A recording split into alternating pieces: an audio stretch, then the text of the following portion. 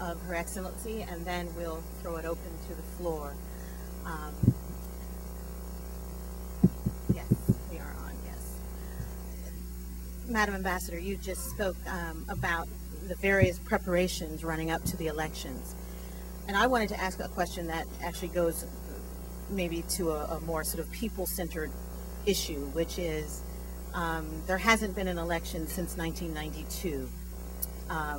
And the last time Angolans did vote, the country was plunged back into a devastating phase of civil war. And especially in the countryside and the hinterlands, where the destruction was most complete and where people's lives were so devastated, how can Angolans be expected to have confidence in the electoral process, having seen it be so absent or disastrous in the past? And what is the government doing to foster that kind of confidence? Yes, 8.5 million people are registered, but in terms of the understanding of what the election is about and what it can bring, what's the government doing to foster that kind of understanding amongst the people? Thank you very much. I would start answering by saying that for the previous elections, the government expected to register about 5.5 million people, and indeed just got 4.5 million, which can give us the sense that there was a lack of confidence in the process. This time, the government expects to register 7.5 million. We already have the registration of 8.5 million, and we expect 350,000 more. It gives also the sense of confidence in the process now. So what is Angola doing to really improve the confidence of the population towards the election process? First of all, the government of Angola, learning from the previous elections, because Angola didn't have elections for 15 years, as a consequence of the returning to war to the UNITA, because they refused the results of the elections that were certified by the international community. But of course, it created a kind of trauma in the populations. So the government has been doing quite a remarkable job in terms of educating the population and creating awareness for the population, in terms to avoid them to link necessary elections with war. So a lot of work has been done by the government, but what makes it really more interesting is the partnership between the government, the political parties, the civil society, the traditional authorities, and churches. So I'm confident that now the figures can speak by themselves. Let's turn now to the question of oil and transparency. As Congressman Payne just talked about huge amounts of revenue that the oil sector is generating in Angola. The country's producing huge amounts of almost 2 million barrels per day. There have been some extraordinary signing bonuses by the Chinese in the billions in the past few years. And yet there's a sense by the observers of your country's economy that the oil revenue is difficult to find in the public accounts. And the question of transparency is frequently raised. So I wanted you to update us on the question of what's the status of the government's efforts to increase transparency so that it is clear where this mega and wonderfully transformative revenue is going. No, thank you very much, and I'm very glad with that question, because it gives me the opportunity to clarify that issue that has been around for a long time. Indeed, during the time of the war, 80% of the national budget was for, which really create a kind of a gap in terms of addressing better the different needs of the social needs, but also a gap to follow properly adequately the management of public funds. We should admit. But since 2002, since the end of the war, and it was around this time that the international community started talking about mismanagement of the resources. At the beginning, they were even speaking about the disappearance of $2 and $4 billion from the national budget. But what I'm glad to say today is that that situation was due to lack of discipline in terms of organizing the statistics of the government. So the government went to find the support from the international community, especially from the World Bank and the IMF.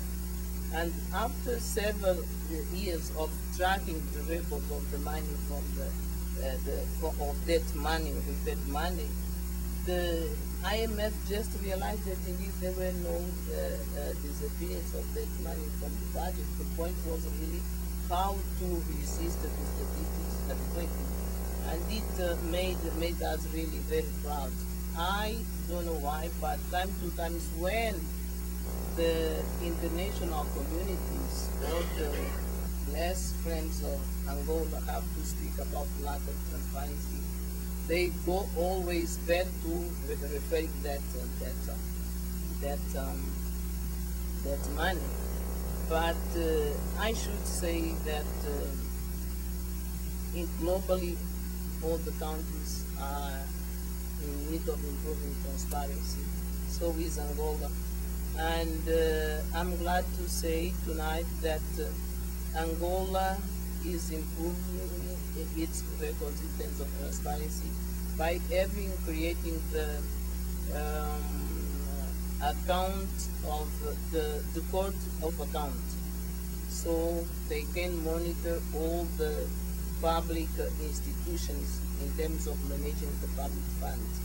The National Assembly also is behind especially the Ministry of Finance in terms to get the report of the expenditure of the all ministries. And of course, it is a problem that's still there, but what is important is the willingness of the government to really improve as much as possible the management of the public funds. And this is not just for the oil sector or the extractive industries, it is for the overall sector, so everybody at the end of the day will be able to benefit from the revenues of our natural resources. I wanted to bring in an issue that is unfolding on the continent right now, the issue of Zimbabwe.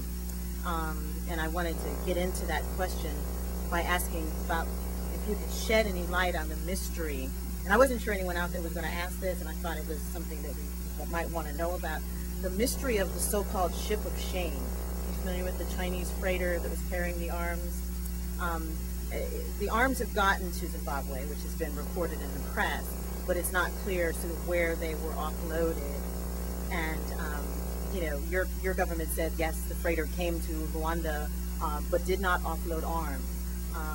And yet there have been these reports that perhaps the arms were secretly offloaded, perhaps in Lobito. So I was just wondering if you could shed light on that, number one. And number two, talk to us briefly about what is your government's position on the status of the electoral process in Zimbabwe and the legitimacy or lack of legitimacy of the Mugabe government. Kind of a two-part question. So the ship, the arms. Starting by the ship, I think that now, I think since 2 days ago, there are controversial information about the arrival of the weapons or the shipment to Zimbabwe. There are reports saying that they are after being refused to dock the ship in South Africa and Namibia and Angola, the boat went somewhere. But I think that for the time being, it is premature, to assume that the weapons were delivered to Zimbabwe, because the information are confidential. But from the government of Angola point of view, there was no point of cooperating with that issue in that particular time, because Zimbabwe was passing through a post-electoral crisis, and of course the shipment of weapons to the country could really create some more difficulties to the process. So the second phase of the question has really to deal with we have to wait for the results of the rerun, but of course the results of the parliamentary elections in a way can indicate that probably there will be a general change in terms of also presidency. That is important. Also, to be fair with the government or the president Mugabe, as well as with the opposition. So the Angolan government, as well as the SADC country, are looking really how to help Zimbabwe to observe the rules that were defined by the heads of state. Thank you. I'm sure that many of you have suggestions on how you can help. That's why we're here. I mean, we all get together and we all have social events. We have one tomorrow night. You ambassadors have them every night of the week, so you have to pick and choose. That's not what we want here. We want some concrete action emanating from this program that's markedly different, because a lot of ambassadors sitting here, they don't get the chance to see Senator Lugar. And Congressman Payne is increasingly more and more busy, and he tries to see everybody, as does Senator Lugar. But there are other members of Congress who they never get to see. So this is their shot. So I just want to reiterate that we're taking this very seriously. And for those ambassadors, the ambassador from South Africa is next, Ambassador Mlapo, in the capital next month. We want some outcomes here, not just talk and dinner. And you remind us of the situation that's confronting your country. Democracy is a process. We expect it to happen overnight and to be like ours. And yet we don't take into consideration the war, the poverty, the people who are disenfranchised. And so you've helped us understand what you're up against. And I congratulate you for having the courage to come before us and give us really such a cogent presentation. Thank you very much.